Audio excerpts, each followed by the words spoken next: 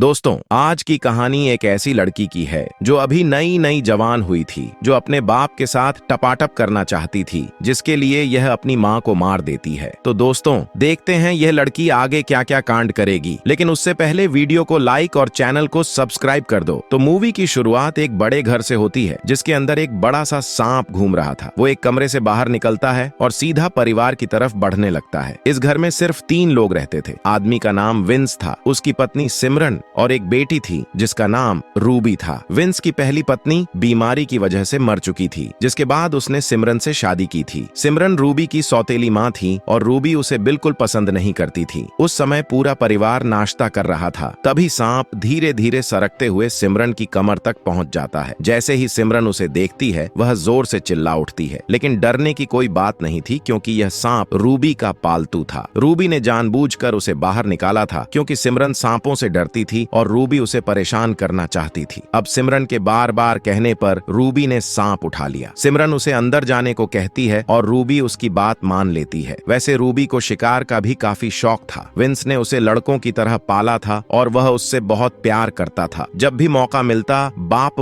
पास के जंगल में चले जाते थे। आज भी दोनों शिकार कर रहे थे और साथ साथ घूम भी रहे थे। दूसरी तरफ सिमरन घर पर अकेली थी। तभी दरवाजे पर आहट होती है। जैसे ही वह दरवाजा खोलती है, सामने लियो नाम का डिलीवरी वाला खड़ा होता है। सिमरन ने दुकान से कुछ सामान मंगवाया था और लियो वहीं देने आया था। वो पहली बार सिमरन के घर आया था। वो उसके पपीते देखकर उसकी तारीफ करने लगता है। सामान देखने के बाद सिमरन लियो से पूछती है कि क्या वो उसका एक काम कर सकता है। लियो को लगता है सिमरन उस पर फिदा हो गई है। जैसे ही सिमरन उसे एक कमरे की तरफ ले जाने लगती है, लियो सोचता है कि आज तो इसकी गुलाबी गुफा की खुदाई करूंगा। लेकिन कमरे में पहुंचकर सिमरन लियो से कहती है कि यह उसकी बेटी का कमरा है और क्या वो उस सांप को जंगल में छोड़ सकता है। लियो बिना कुछ बोले चुपचाप सांप उठाता है और वहां से चला जाता है। रात को रूबी और विंस भी घर लौट आते हैं। दोनों ने पूरा दिन शिकार किया था, इसलिए घर आते ही थक कर सो जाते हैं। अगले दिन जब रूबी को अपना सांप नहीं मिलता, तो वह सिमरन पर बहुत गुस्सा हो जाती है। उसे पहले से पता था कि सिमरन को सांप पसंद नहीं है और वहीं उसे बाहर भिजवा सकती है। सिमरन उसे समझाने की कोशिश करती है कि उसे अपनी पढ़ाई पर ध्यान देना चाहिए, लेकिन रूबी उसकी बात नहीं मानती। वह अपने कमरे में जाती है और दरवाजा अंदर से बंद कर लेती है। जब सिमरन उसे आवाज देती है, तो रूबी कानों में हेडफोन लगाकर गाने चला लेती है। रूबी को सिमरन से नफरत हो चुकी थी और अब वह उसकी आवाज भी नहीं सुनना चाहती थी। इसी बीच लियो भी उनके घर आता है। वह आज भी सामान देने आया था। उसे जब लगा कि सिमरन घर में अकेली है, तो वह उसकी गुफा लूटने की कोशिश करता है। अपनी गुफा बचाने के लिए सिमरन बार बार रूबी को आवाज देती है, लेकिन रूबी के कानों में हेडफोन लगे होते हैं। रूबी के ना आने पर सिमरन जोर जोर से चिल्लाने लगती है और इस बार रूबी उसकी चीख सुन लेती है। बाहर आकर वह देखती है कि एक अजनबी सिमरन के साथ जबरदस्ती करने की कोशिश कर रहा है। सिमरन को बचाने के लिए रूबी अपनी बंदूक उठा लेती है और लियो को निशाने पर लेने लगती है। थोड़ी कोशिश के बाद लियो उसके निशाने पर आ भी जाता है, लेकिन फिर कुछ सोचकर रूबी गोली नहीं चलाती। असल में रूबी सिमरन से बेहद नाराज थी। एक तो वह उसकी सौतेली माँ थी और ऊपर से उसने उसका सांप भी गायब कर दिया था। रूबी को लगता है कि अजनबी सिमरन को मार देगा, इसलिए वह गोली नहीं चलाती, क्योंकि वह सिमरन को मरते हुए देखना चाहती थी। सिमरन अपनी प्यारी गुफा बचाने की कोशिश करती रहती है और इसी बीच वह लियो के हाथों मारी जाती है। वैसे लियो को यह पता ही नहीं था कि घर में कोई और भी मौजूद है। वो रूबी को देखे बिना ही वहां से भाग जाता है। कुछ दिनों बाद रूबी पुलिस स्टेशन में होती है। पुलिस उससे हत्यारे के बारे में पूछताछ करती है, क्योंकि उस वक्त घर में वही थी। रूबी पुलिस को बताती है कि वह अपने कमरे में थी और सिमरन की चीख सुनकर जब तक बाहर आई, तब तक हत्यारा भाग चुका था। असल में रूबी ने जानबूझकर झूठ बोला था। वो चाहती तो लियो का होलिया बता सकती थी, लेकिन उसने ऐसा नहीं किया। उसे लियो अच्छा लगने लगा था, क्योंकि उसने उसकी सौतेली माँ को मारा था, जिससे रूबी को बेहद नफरत थी। थोड़ी देर बाद विंस और रूबी दोनों घर लौट आते हैं। अब रूबी विंस का बहुत ध्यान रखने लगती है और उसके लिए खास चाय भी बनाती है, जिसे पीकर विंस खुश हो जाता है। अगले दिन विंस अपने घर एक नई औरत को लेकर आता है। उसका नाम सोफिया होता है। सोफिया को विंस का घर बहुत पसंद आता है। घर देखने के बाद दोनों बाहर आते हैं और विंस उससे शादी की बात करता है। तलाकशुदा सोफिया उसकी बात मान लेती है और शादी के लिए हाँ कर देती है। कुछ दिनों बाद विंस रूबी को बताता है कि वह फिर से शादी करने वाला है और उसकी नई माँ जल्द ही घर आने वाली है। यह सुनकर रूबी को अंदर से बहुत बुरा लगता है। इसी बीच विंस की नजर एक पोर्ट पर पड़ती है, जिसे देखकर वह काफी खुश हो जाता है। सोफिया अपने बेटे के साथ वहां पहुंचती है और उन्हें देखकर रूबी के मन में जलन पैदा हो जाती है। विंस जल्दी से उनके पास जाकर उनका स्वागत करता है, जबकि रूबी घर के अंदर से ही सब कुछ देखती रहती है। थोड़ी देर बाद पूरा परिवार साथ बैठकर खाना खाने लगता है। सोफिया रूबी से बात करने की कोशिश करती है, लेकिन रूबी चुप रहती है। रात के समय जब विंस और सोफिया टपाटप कर रहे होते हैं तो रूबी छुपकर उन्हें देखने लगती है। वो सोफिया की जगह खुद को वहां देखना चाहती थी और चाहती थी कि उसके पिता का सारा ध्यान सिर्फ उसी पर रहे। यही सोचकर उसके चेहरे पर हल्की सी मुस्कान आ जाती है। रूबी यह बर्दाश्त नहीं कर पा रही थी कि विंस किसी और के साथ हो। उन्हें देखते देखते रूबी की नई नई गुफा में भी हलचल होने लगती है। जब भी रूबी विंस को किसी और औरत के साथ देखती, उसका दिमाग खराब हो जाता था। इस बार भी उसने ठान लिया था कि वह सोफिया को किसी भी हाल में विंस से दूर करेगी, चाहे इसके लिए उसे कुछ भी करना पड़े। कुछ दिनों बाद रूबी बाजार में थी, तभी उसकी नजर लियो पर पड़ती है। लियो को देखते ही उसके दिमाग में एक चाल चलने लगती है और वह चुपचाप उसका पीछा करने लगती है। पीछा करते करते वह लियो के घर तक पहुंच जाती है और उसकी जगह देख लेती है। थोड़ी देर बाद रूबी लियो को फोन करती है और कहती है कि उसे पता है उसी ने सिमरन को मारा था। ये सुनकर लियो घबरा जाता है। इसके बाद रूबी बताती है कि वह सिमरन की बेटी है और जिस वक्त सिमरन की हत्या हुई थी उस समय वह घर में ही मौजूद थी। रूबी कहती है कि वह चाहती तो पुलिस को लियो का हुलिया बता सकती थी, लेकिन उसने जानबूझकर कुछ नहीं बताया। लियो उससे पूछता है कि वह उससे क्या चाहती है, जिस पर रूबी जवाब देती है कि यह बात मैं तुम्हें मिलकर बताऊंगी। रूबी लियो से कहती है कि अगर उसने उसकी बात नहीं मानी तो वह सीधे पुलिस के पास चली जाएगी। यह सुनकर लियो सोच में पड़ जाता है। थोड़ी देर बाद लियो एक मॉल पहुंचता है जहां आने को रूबी ने ही कहा था और कुछ ही समय में रूबी भी वहां आ जाती है। दोनों आमने सामने खड़े होते हैं तो लियो पूछता है कि वह उससे क्या चाहती है। रूबी उसे बताती है कि उसके पिता विंस ने दूसरी शादी कर ली है और वह चाहती है कि उसकी नई मां सोफिया को भी मार दिया जाए। यह सुनकर लियो उसे समझाने की कोशिश करता है कि वह कोई कातिल नहीं है और सिमरन तो उससे गलती से मर गई थी, लेकिन रूबी उसे साफ साफ धमकी देती है कि अगर उसने मना किया तो वह पुलिस को सब कुछ बता देगी। इसके साथ ही वह उसे पैसों का लालच भी देती है और कहती है कि उसके घर में बहुत पैसा है, बस सोफिया को मार दो और सारा पैसा लेकर भाग जाना। पुलिस के डर और पैसों के लालच में आकर लियो उसकी बातों में फंस जाता है और हामी भर देता है। उसी रात विंस और सोफिया बाहर जाने की तैयारी कर रहे होते हैं। रूबी फोन करके लियो को बताती है कि आज रात उसके पेरेंट्स बाहर जा रहे हैं, लेकिन उसकी माँ सोफिया पहले घर लौट आएगी। साथ ही वह यह भी कहती है कि घर की चाबी बाहर रखती है। यह सुनकर लियो तैयारी करने लगता है ताकि वह सोफिया को मार सके और घर से पैसे भी चुरा ले। थोड़ी देर बाद रूबी घर की लाइट बंद कर देती है ताकि अंधेरे में लियो अपना काम कर सके। इसके बाद वह अपनी गन उठाकर एक अलमारी में छुप जाती है। दूसरी तरफ सोफिया भी घर लौटने के लिए निकल पड़ती है। वो दोनों एक पार्टी में आए थे, लेकिन पार्टी के बाद विंस को कहीं और जाना था, इसलिए सोफिया अकेली ही घर जा रही थी। इधर लियो घर में घुस चुका था और उसे पता था कि सोफिया जल्दी पहुंचने वाली है, इसलिए वह लॉकर ढूंढने लगता है। काफी कोशिशों के बाद भी जब लॉकर नहीं मिलता तो उसे समझ आ जाता है कि रूबी ने उससे झूठ बोला था, बस उसे अपना काम निकलवाने के लिए। असल में रूबी ने लियो को पूरी तरह बेवकूफ बनाया था। उसने जानबूझकर झूठा लालच दिया था ताकि लियो उसके कहने पर काम करने को तैयार हो जाए। उसकी योजना यह थी कि लियो सोफिया को मार देगा और फिर वह खुद लियो को खत्म कर देगी। इसी इरादे से वह अलमारी में छुपी हुई थी। थोड़ी ही देर में सोफिया घर पहुंच जाती है। घर में अंधेरा देखकर वह रूबी को आवाज देती है, लेकिन रूबी कोई जवाब नहीं देती। इसके बाद सोफिया जल्दी से लाइट ठीक करने की कोशिश करती है और रूबी के कमरे की तरफ बढ़ने लगती है। तभी लियो सामने आकर उसे पकड़ने की कोशिश करता है। सोफिया भागती है, लेकिन लियो रास्ता रोककर कहता है कि तुम्हारी बेटी तुम्हारी मौत देखना चाहती है, मैं उसी के कहने पर यहाँ आया हूँ। उसकी बात खत्म होते ही सोफिया उस पर कुर्सी फेंक देती है, जिससे लियो नीचे गिर जाता है। मौके का फायदा उठाकर सोफिया उसका चाकू उठा लेती है और उसका सामना करने की कोशिश करती है, लेकिन लियो उसे पकड़कर जोर से धक्का दे देता है, जिससे सोफिया खिड़की से नीचे गिर जाती है और बुरी तरह जख्मी हो जाती है। लियो को लगा कि सोफिया मर चुकी है, इसलिए वह एक कुर्सी पर बैठकर आराम से शराब पीने लगता है। यही बात रूबी को भी लगती है। उसे लगता है कि लियो ने उसका काम पूरा कर दिया है। वह उसके सामने आकर कहती है कि अब तुम्हारी बारी है, तुम भी मरने वाले हो। ये सुनते ही लियो उस पर बोतल फेंकता है और रूबी को पकड़ लेता है। वो उसकी छोटी गुफा लूटने की कोशिश करता है। तभी रूबी के हाथ में टूटी हुई बोतल आ जाती है और वह उससे लियो के अंडे फोड़ देती है। पूरे घर में लियो की चीखें गूंजने लगती हैं। रूबी जल्दी से अपनी गन उठाती है और उस पर गोली चला देती है, जिससे लियो की मौत हो जाती है। जाती है। अब घर में सिर्फ रूबी ही जिंदा होती है। तभी दरवाजे पर आहट होती है और रूबी को लगता है कि उसके पिता विंस लौट आए हैं। जैसे ही वह दरवाजा खोलती है, उस पर जोरदार वार होता है। ये वार सोफिया ने किया होता है और उसी वार से रूबी मर जाती है। कहानी के आखिर में जब विंस घर आता है तो उसे रूबी की लाश दिखती है। सोफिया उसे बताती है कि घर में चोर घुस आया था और उसे बचाने की कोशिश में रूबी मारी गई। बेचारी रूबी अपनी गुफा में धमाके भी नहीं करवा पाई थी। दोस्तों, इसी के साथ यह मूवी यहीं पर एंड हो जाती है।